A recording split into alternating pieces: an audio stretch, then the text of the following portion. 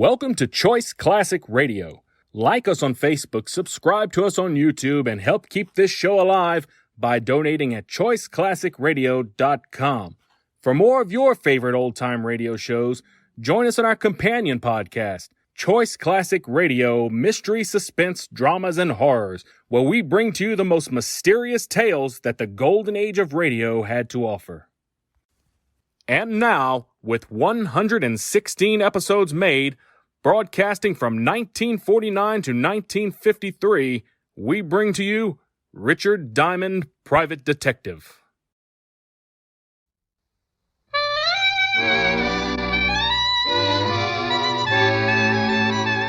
The makers of Camel cigarettes present Dick Powell as Richard Diamond, Private Detective.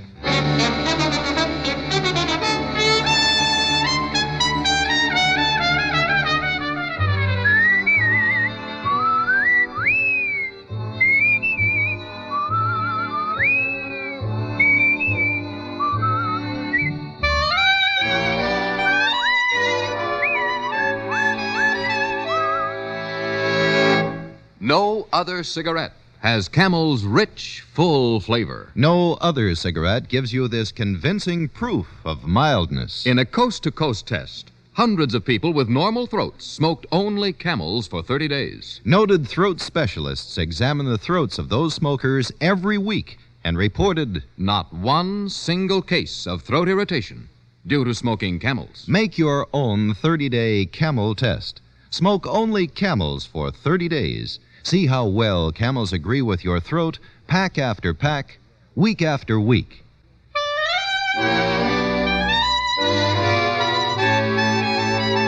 Here transcribed is Richard Diamond, Private Detective, starring Dick Powell.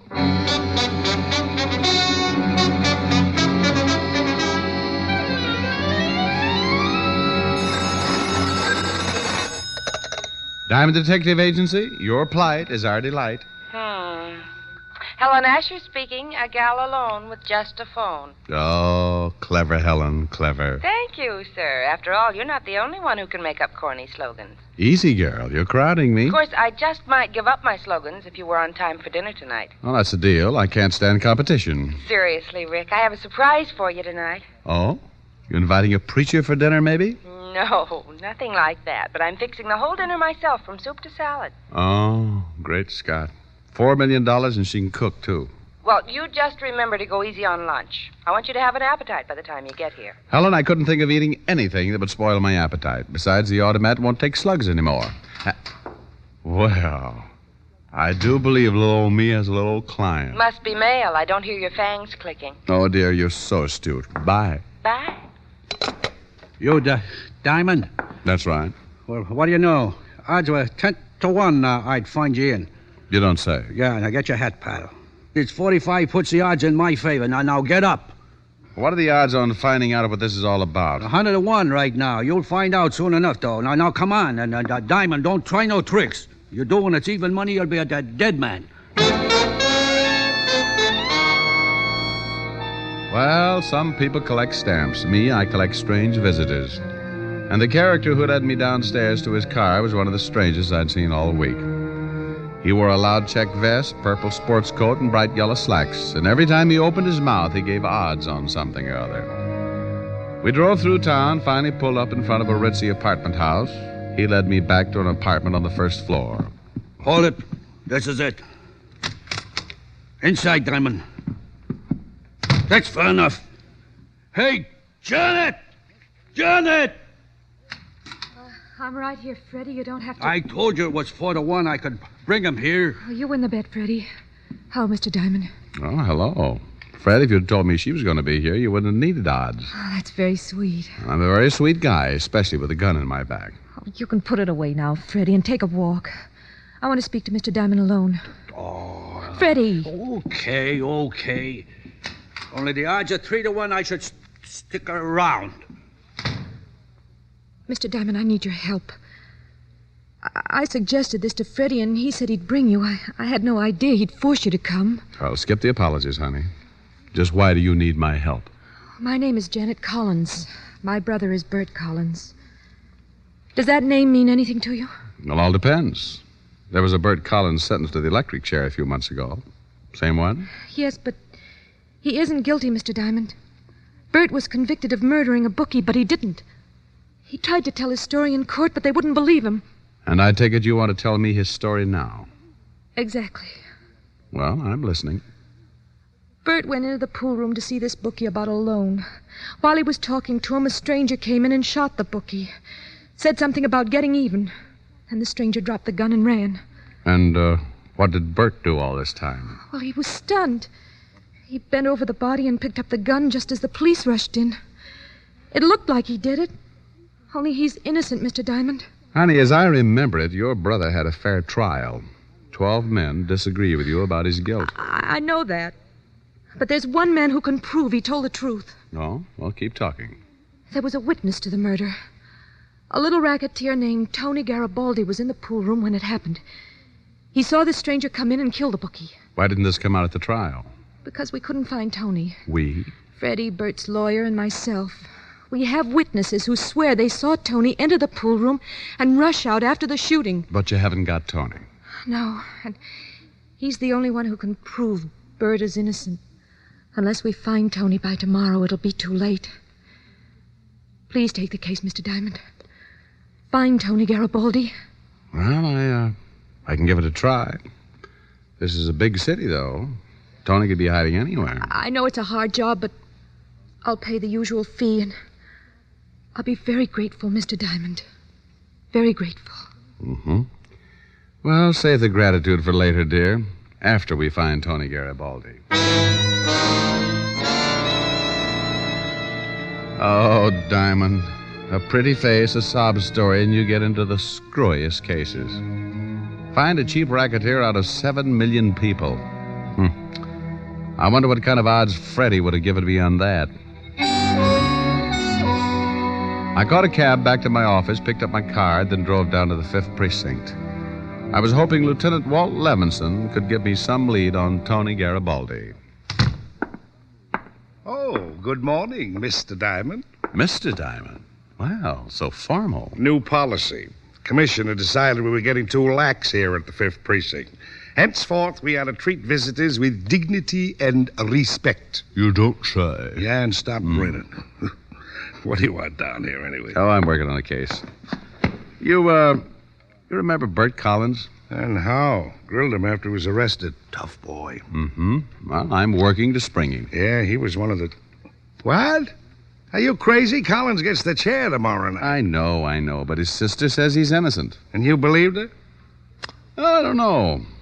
She wants me to find a punk named Tony Garrabaldi. Says Tony witnessed the murder and can prove Bert didn't do it. Oh, yeah, I remember. That's what Bert told us. We tried to locate Tony, but he's dropped out of circulation. You think Tony really saw the murder? Who knows? Guy next door to the pool room said he saw Tony enter and come out later after the shots. Look, Rick, there's no doubt that Bert did it. The patrolman on the beat rushed in, found him standing over the body with a gun in his hand. Mm-hmm. Well, then why is Tony hiding? And why would Bert's sister want me to find Tony unless he was sure he could free her brother? All I know is we had all the evidence against Bert that we needed. He tried to borrow money from the bookie. Bookie refused. They had a fight. Bert shot him open and shut case. Maybe it is, maybe it isn't, Walt. I'm still going looking for Tony Garrabaldi.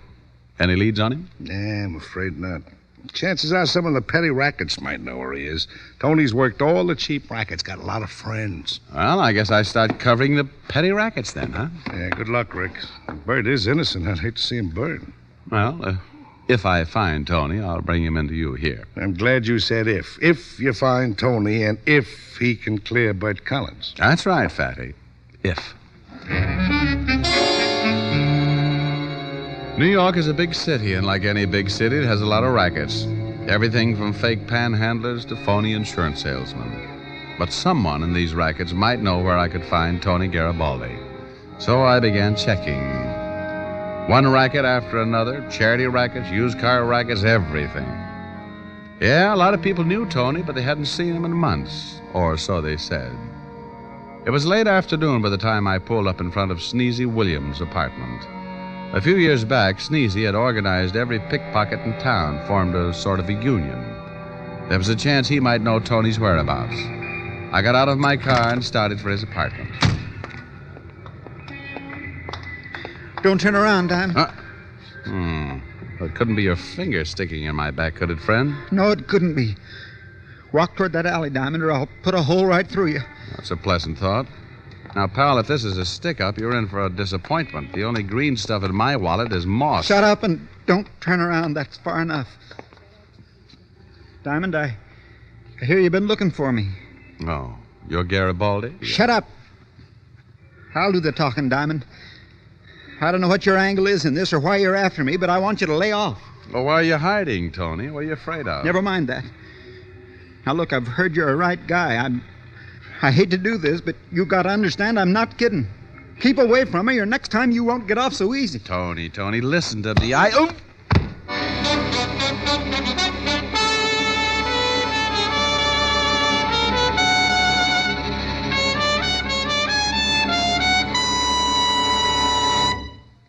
Before we continue with Richard Diamond, here are a few words about smoking enjoyment.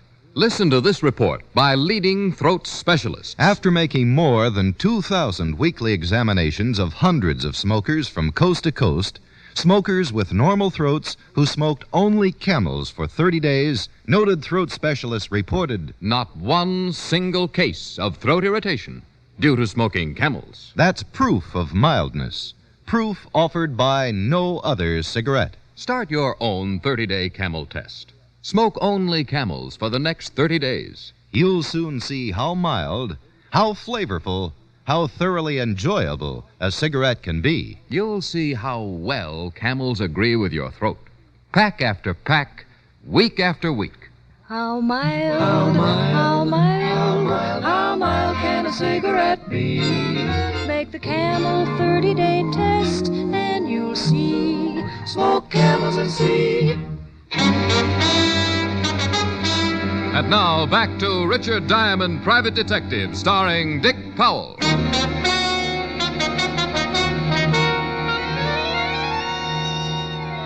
I was looking for a little racketeer named Tony Garrabaldi. Only instead of finding him, Tony found me.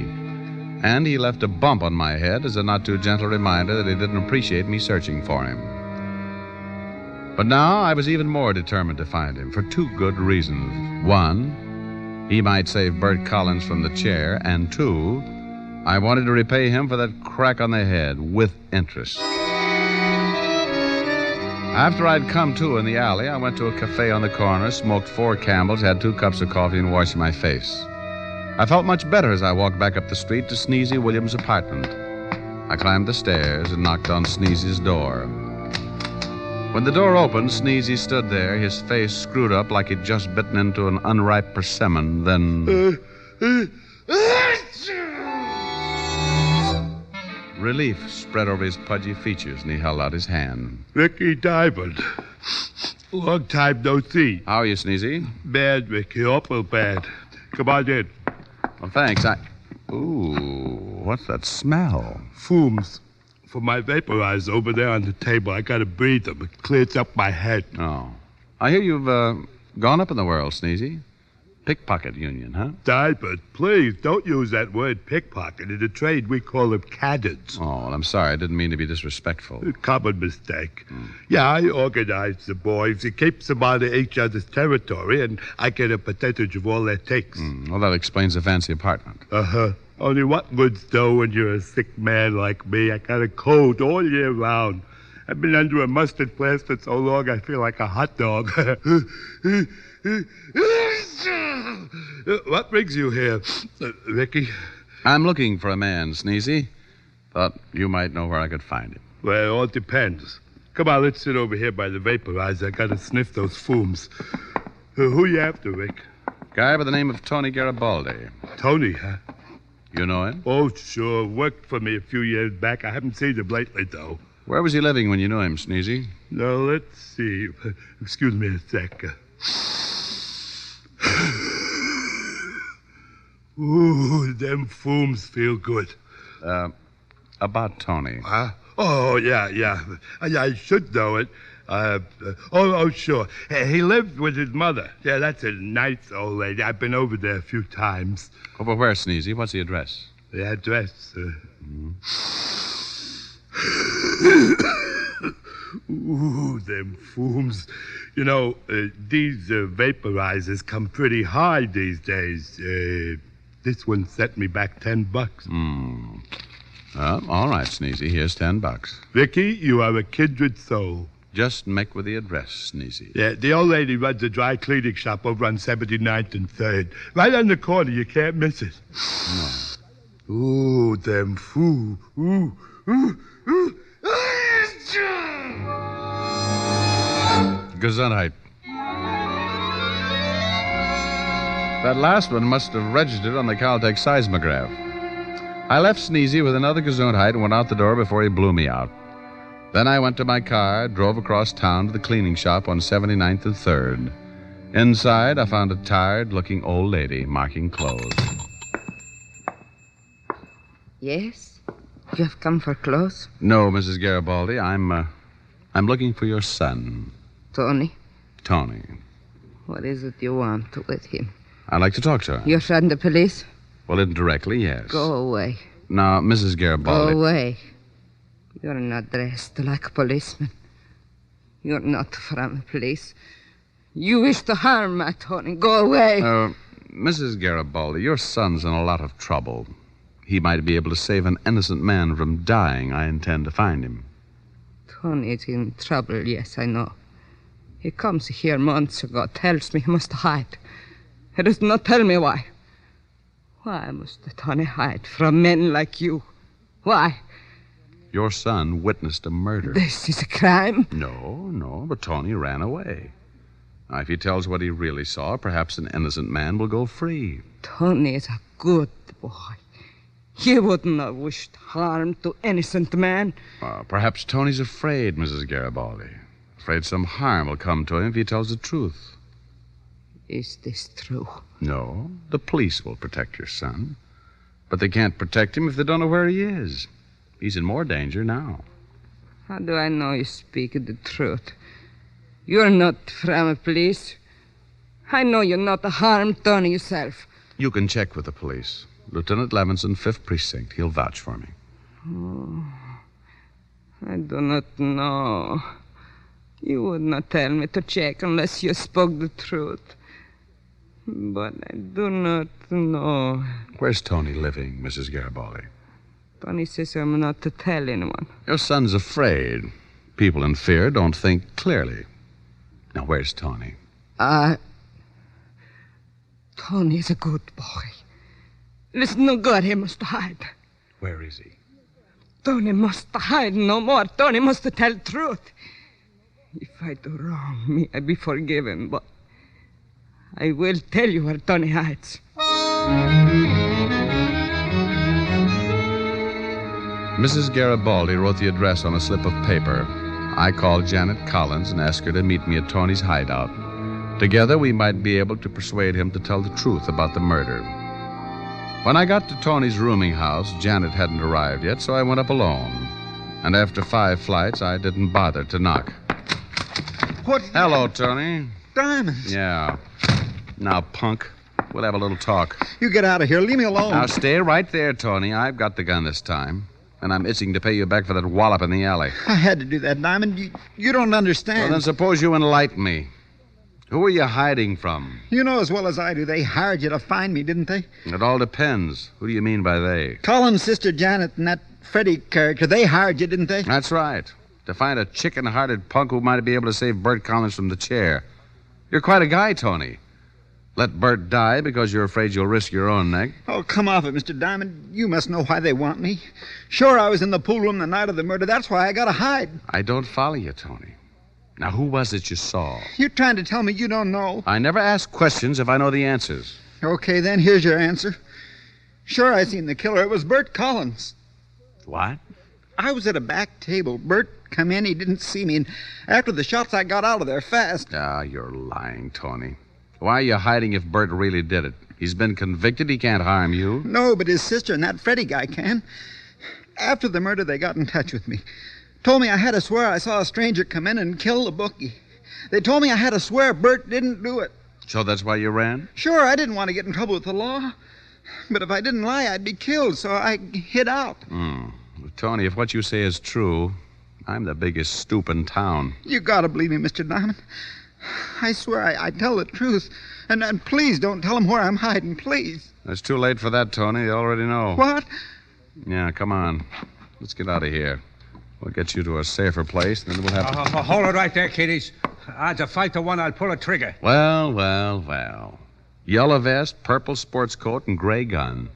Freddie, you're a regular Technicolor nightmare. Better drop your gun, Diamond. Hello, Janet. Drop it. That's a sweet little boy. You believe me now, Mr. Diamond? Yeah, Tony, only don't rub it in. Diamond, I'm sorry this has to be. I wanted you to find Tony, but I wish you hadn't talked to him. Oh, Janet, you're a dreamer. This won't work. Even if Tony does swear Bert's innocent, the police will break his story. Your brother dies in the chair tomorrow night, and a lie can't save him. We'll see about that. It's a chance anyway. Well, what about it, Tony? You gonna let him take you downtown and lie for them? Well, I don't know. I know Tony, Diamond. Don't try and fill him with false bravado. He knows what Freddie'll do with him. Unless he does exactly what we tell him. Don't you, Tony? Yeah, kid, you know. And the odds are 50 to 1 you'll say just what we want you to say. I'm sorry, Mr. Diamond. I guess I gotta do what they want. Oh, don't be a fool, Tony. Shut up, Diamond. You've talked enough. Freddie, I'll leave you here with Diamond. Tony and I'll wait in the car. Don't be long. Come on, Tony. Diamond, Now then, Diamond. Just you and me.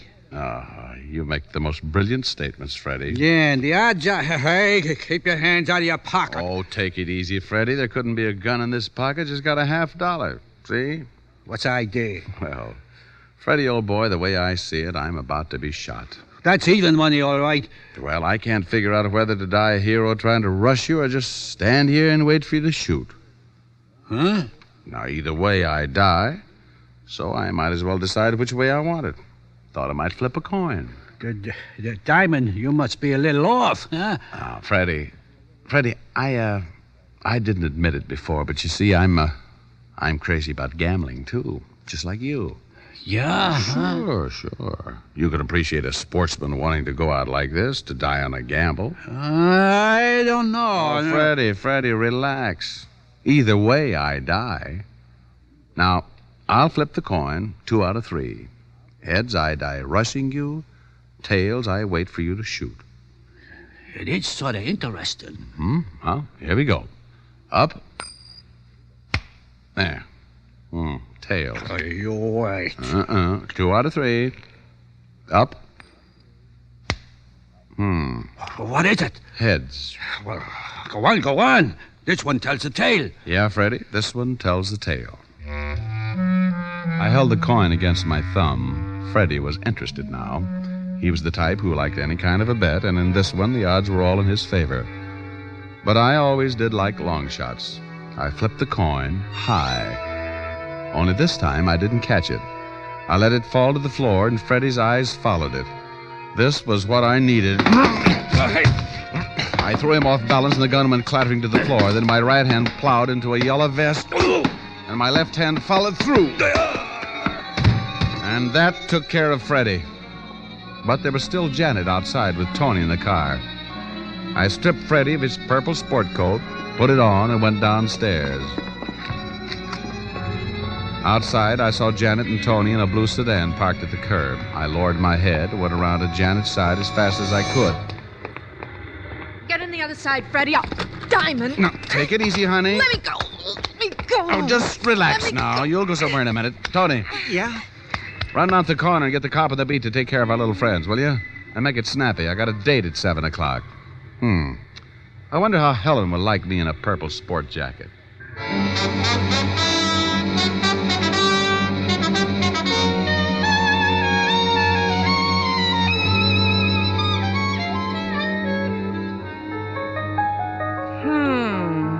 I beg your pardon, Helen, dear? I said, Well, that's what I thought you said. Now, dear, please stop staring at me. It makes me self-conscious. Oh, I just can't help it, Rick. I don't think it's right for a woman to tell a man how to dress. I agree. Only sometimes. Well, that purple sport jacket. I was wondering when you'd notice it. Oh, I noticed it when you first came in. I'm just getting over the shock. Oh, I knew you'd like it, dear. Wait until you see my red, white, and blue slacks. I'm saving them for Lincoln's birthday. Oh, now, Rick, what's come over you? Personality, dear. Now settle back and listen to your colorful boyfriend sing a sweet song. Ah, what a way to spend an evening. A purple coat, a piano, and a private detective. And I'm the gal who graduated from Vassar. And so to sleep again, as if I'll ever sleep again. These restless nights go on away from you. And so to dream again, as if I'll ever dream again. My darling, since you're gone, my dreams are through. No other arms can ease this ache within my heart. No other lips can kiss away these tears that start. And so to sleep again, as if I'll ever sleep again, as if I'll ever love again anyone but you. Oh, that was very nice. Thank you. Only I'm surprised you didn't sing a louder tune to go with your clothes. Oh, Helen, from your tone, one would think you didn't approve of my new apparel. Yes, one would, wouldn't one? One would also... Now, Rick. Rick. Rick. Yes, dear. More. Well, I'll be romantic tonight. Romantic, nothing. As long as you wear that jacket, I'd rather keep my eyes closed. Come here.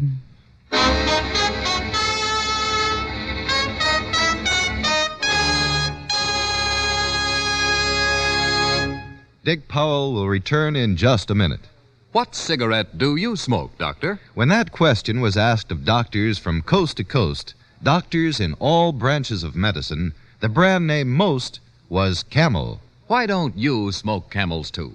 And say, why not give a carton of Camels for St. Valentine's Day? Camels come in a special carton all dressed up for the Valentine season. Give your Valentine Camels. How mild, how mild, how mild can a cigarette be? Smoke Camels and see. Here's Dick Powell with a special message. Thank you. Ladies and gentlemen, to help bring pleasure to hospitalized veterans and members of our armed forces, the makers of Camel send thousands of packs of Camel cigarettes to service in veterans' hospitals every week. This week, the gift Camels go to Veterans Hospitals, Fort Harrison, Montana, and West Roxbury, Massachusetts. U.S. Naval Hospital, Quantico, Virginia. U.S. Army Station Hospital, Camp Carson, Colorado. And the Military Air Transport Service, which evacuates virtually all overseas wounded personnel. Now, until next week, enjoy Camels. I always do.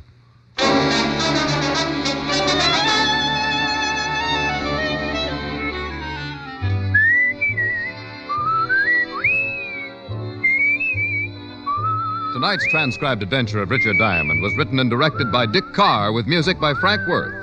Virginia Gregg played the part of Helen Asher, and Alan Reed was Lieutenant Levinson.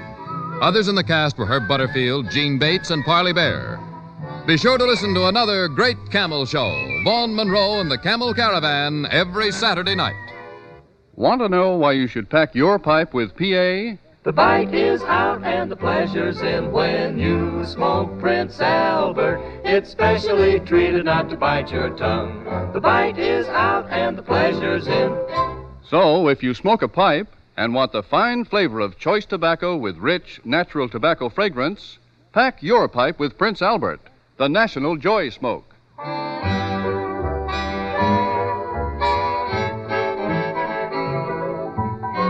Listen next week for another exciting adventure of Richard Diamond, starring Dick Powell. This is Your FBI. The official broadcast from the files of the FBI follows immediately. Stay tuned. This program came to you from Hollywood. This is the American Broadcasting Company.